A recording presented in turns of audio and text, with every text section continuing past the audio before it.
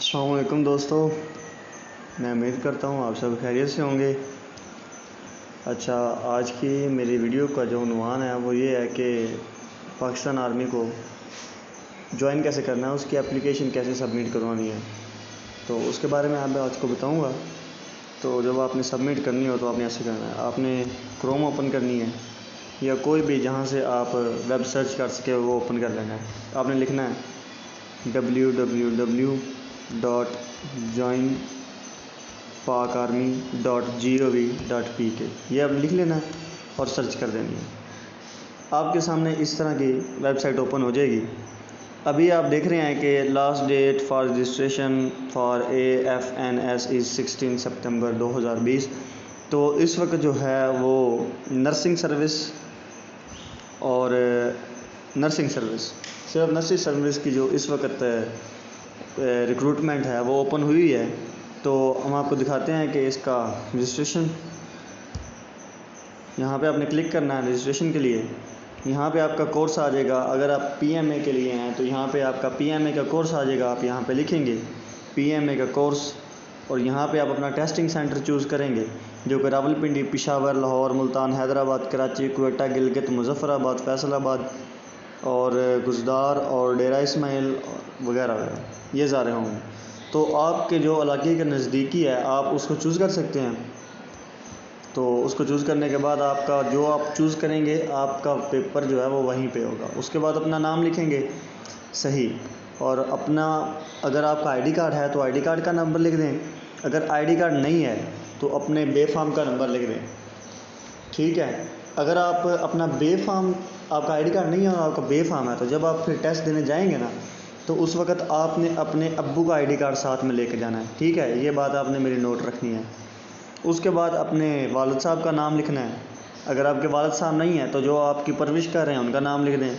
Father का profession rank, अगर आपके वालिद साहब आर्मी में हैं तो ये उनके लिए है, ये उन्होंने चूज़ करना है। फादर का प्रोफेशन, ये कैटेगरी उन्होंने लिखनी है जो सबके लिए है, ठीक है। गवर्नमेंट जॉब, प्राइवेट जॉब वगैरह वगैरह। और ये जो नीचे है ना फादर्स कॉर्पस और फादर्स ये उनके लिए है जिनके फादर आर्मी में है, ठीक है। और फादर स्टेटस आपने बताना है। अगर आपके अलाइव है तो आप लिखेंगे अलाइव, ये देखें अलाइव और डिसीज्ड। अगर आपके फौत हो गए हैं तो आप डिसीज्ड पे टच कर देंगे। और आगे आ जाता है मदर नेम पे आपने अपनी वालदा का नाम लिखना है, ठीक है। उसके बाद मदर प्रोफेशन आ जाता है। अगर तो आपकी मदर हाउस वाइफ है तो हाउस वाइफ लिख दें। बिजनेसमैन है तो बिजनेसमैन पे टच कर दें। जो भी है आपने उस पर टच कर देना है और वो आपका ओके हो जाएगा। आगे मदर स्टेटस अलाइव हैं या डिसीज़ हैं वो आपको पता ही होगा। फादर एजुकेशन आपके वालिद कितना पढ़े हैं। इलिटरेट हैं तो इलिटरेट लिखें, प्राइमरी में या प्राइमरी में लिखें। ये जो चीज़ होती है ये बड़ी इंपॉर्टेंट होती है। ये आपकी सिलेक्शन में और सिलेक्ट ना होने में बहुत अहम किरदार इसका होता है, ये बहुत अहम रोल होता है, ठीक है। जो भी आपने इन्फॉर्मेशन देनी है बिल्कुल करेक्ट देनी है। और सिबलिंग्स यानी आप बहन भाई कितने हैं, अपने आप को डाल के आप कितने हैं, ठीक है। उसके बाद डोमिसाइल है जहाँ के आप हो, ठीक है। आपका डोमिसाइल भी वहाँ का होगा।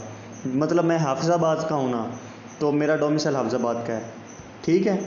और आगे आपका प्रोविंस कौन सा है, पंजाब है, सिंध है, बलूचिस्तान है, खैबर पख्तूनख्वा है, इस्लामाबाद है, फाटा है, जो भी जहाँ पे भी है, ठीक है। वो आप लिखेंगे पोस्टल कोड। अगर आपको आपका पोस्टल कोड नहीं ना पता तो आप जिस भी इलाके के हैं आप गूगल पे सर्च करेंगे उस इलाके का नाम, आगे पोस्टल कोड। जैसे मेरा इलाके का नाम है हाफिज़ाबाद तो मैं लिखूँगा पोस्टल कोड ऑफ हाफिज़ाबाद, ये लिखूँगा तो यहाँ पे शो हो जाएगा कि आपके हाफिज़ाबाद का ये पोस्टल कोड है, ठीक है। उसके बाद आप अपना एड्रेस लिखेंगे, जहाँ पे आप रह रहे हैं इस वक्त वो एड्रेस अपना लिखेंगे परमानेंट, ठीक है। दोनों जगह पे चाहे सेम लिख दें तो अच्छा ही होता है, क्योंकि अभी आप जहाँ पे रह रहे हैं तो आपका जो लेटर आएगा वो वही उसी जगह पे आएगा। जेंडर आपने चूज़ करना है, मेल है तो ज़ाहिर सी बात है जो तो होते हैं PMA वो सिर्फ मेल्स के लिए होते हैं, फीमेल के लिए नहीं होते। तो आप यहाँ पे लिख देंगे कि मेल हैं हम, और ये अभी फ़िलहाल जो चल रही है ये क्योंकि फीमेल्स की चल रही है तो इसलिए मेल का ऑप्शन नहीं है। तो उसके बाद आप अपना रीजन बताएंगे कि आप कौन है, मुस्लिम हैं, जो भी हैं। मोबाइल नंबर अपना देंगे और अपीयरेंस स्टेटस फ्रेश कैंडिडेट, ठीक है। अगर आप रिपीटर हैं तो रिपीटर वो होते हैं जो एक बार ISSB सेंटर पहुँच के होते हैं, वो रिपीटर होते हैं। रिपीटर ये नहीं कि आपने इनिशियल दिया है, आपका नहीं क्लियर हुआ तो आप अभी दोबारा इनिशियल दे रहे हैं तो आप रिपीटर हैं, नहीं, ऐसी बात नहीं है। अगर आपका इनिशियल आपने कंप्यूटर पास कर लिया है, फिज़िकली पास कर लिया है, मेडिकल पास कर लिया है, आप इंटरव्यू में भी रह गए हैं ना, तो भी आप फ्रेश हैं, ठीक है। अगर आप ICS भी नहीं पहुँचे तो आप फ्रेश ही हैं। उसके बाद आप अपना ग्रुप चूज़ करना है इधर मैट्रिक का, कि आप मैट्रिक में आप साइंस के साथ पढ़े हैं या आर्ट्स के साथ पढ़े हैं, जिसके साथ भी पढ़े हैं अपना रोल नंबर देना है, आपके मार्क्स कितने हैं, आपकी परसेंटेज मैट्रिक में कितनी है, आपने किस स्कूल से किया है। आगे आप इंटर में आ जाएँ तो इंटर में आपका ग्रुप क्या था, FSC है, FA है, ICS है, ये जो भी है। यहाँ पर बेसिकली अभी तो जो चल रहे हैं ये लड़कियों के चल रहे हैं ना, और ये सिर्फ मेडिकल वाले लेते हैं, इसलिए यहाँ पे सिर्फ मेडिकल का ऑप्शन है। लेकिन जब PMA का आएगा तो उसके साथ बाकी भी ऑप्शन आएंगे, मेडिकल का, इंजीनियरिंग का, और उसके बाद FA का या ICS, या जो भी आपने किया हुआ है, उनको बस इंटर की तालीम चाहिए होती है PMA वालों को, ठीक है। उसके बाद आप अपना यहाँ पे रोल नंबर लिखेंगे, यहाँ पे आपने कितने मार्क्स लिए हैं, आपकी परसेंटेज क्या है और आपका कौन सा स्कूल है, ये सब कुछ आप लिखेंगे। उसके बाद ये अगर आपने कुछ अलहदा या कुछ उसके अलावा किया हुआ है, वैसे तो इस सब की ज़रूरत नहीं होती। PMA के लिए आपको सिर्फ और सिर्फ ज़रूरत होती है इंटर की, PMA के लिए भी और TCC के लिए भी आपको इंटर की ज़रूरत होती है। उसके बाद इसका आप दूसरा हिस्सा देखते हैं। दूसरे हिस्से में आपने अपनी डेट ऑफ बर्थ लिखनी है, बिल्कुल ओरिजिनल जो आपके बे फॉर्म पे है वो वाली आपने लिख देनी है। यहाँ पे आपने अपना ID कार्ड नंबर या बे फॉर्म नंबर जो पीछे लिखा है ना, वो यहाँ पे आपने वेरीफाई करना है, यहाँ पे बिल्कुल वही लिखना है। और अपने वालिद साहब का अपने ID कार्ड नंबर यहाँ पे लिखना है, अपने वालिद साहब का प्रोफेशन लिखना है, ये आर्मी नंबर, यूनिट वगैरह यहाँ पे ये आपने कुछ नहीं लिखना। अगर आपके वालिद आर्मी में हैं तो उनका आप सारी इन्फॉर्मेशन देंगे और ये आप लाजमी देंगे, ठीक है। अगर आपके वालिद आर्मी में हैं ना भी दे, आपका टेस्ट तो हो जाएगा लेकिन आगे जाके आपको प्रॉब्लम होगी। उसके बाद आपने अपने वालिद साहब की इनकम बतानी है कि अपने वालिद साहब की इनकम कितनी है। यहाँ पर आया हुआ है मोर देन 50,000, लेकिन जो होगा आपका PMA के लिए तो वहाँ पे आपकी 1.5 लाख तक होगी या उससे भी ज़्यादा वगैरह वगैरह होती है। आपने अपनी अम्मी जान का यहाँ पे ID कार्ड नंबर लिखना है, ये मदर CNIC पे। उसके बाद अपने वालदा का यहाँ पे प्रोफेशन बताना है, अगर वो आर्मी में है तो उनका आर्मी का सारा बताना है। और उनके मदर इनकम पे आपने बताना है, अगर कोई आपकी मदर जॉब करती हैं या बिजनेसमैन है, ये जॉब भी करती हैं तो उनकी बता दें कितनी है, अगर नहीं करती तो नन कर दें। आगे आपने मदर्स एजुकेशन बतानी है, मिडल है, मैट्रिक है, MA है, MPhil जो भी उन्होंने किया हुआ है तो आपने बता दीजिएगा। यहाँ पे फैमिली इनकम, आपकी फैमिली इनकम वो होती है जो आपके भाई, आपके वालिद साहब, आपकी वालदा, आपकी सिस्टर, जितने भी हैं फैमिली में यही सभी आते हैं, ठीक है। चाचा मामा ये फैमिली में नहीं आते, आपके अपने जो घर के हैं, आपके अम्मी अब्बू और आपके बहन भाई, इनकी मिला के जितनी इनकम बनती है वो होती है फैमिली इनकम, ठीक है। उसके बाद आपने यहाँ पे अपना डिस्ट्रिक्ट चूज़ करना है, मतलब मैं यानी कि ये देख लें ये सारे डिस्ट्रिक्ट आए हुए हैं तो आपका जौन सा है जो चूज़ कर लें। मेरा हाफिज़ाबाद है तो मैं हाफिज़ाबाद चूज़ करूँगा, ठीक है। तहसील हाफिज़ाबाद में 2 तहसीलें हैं, एक हाफिज़ाबाद है और एक पिंडी भटिया है। आपके शहर में जौन सी तहसील होगी आपको पता ही होगा, तो जिस तहसील में आप रह रहे हैं तो आपने उस पर टच कर देना है, ठीक है।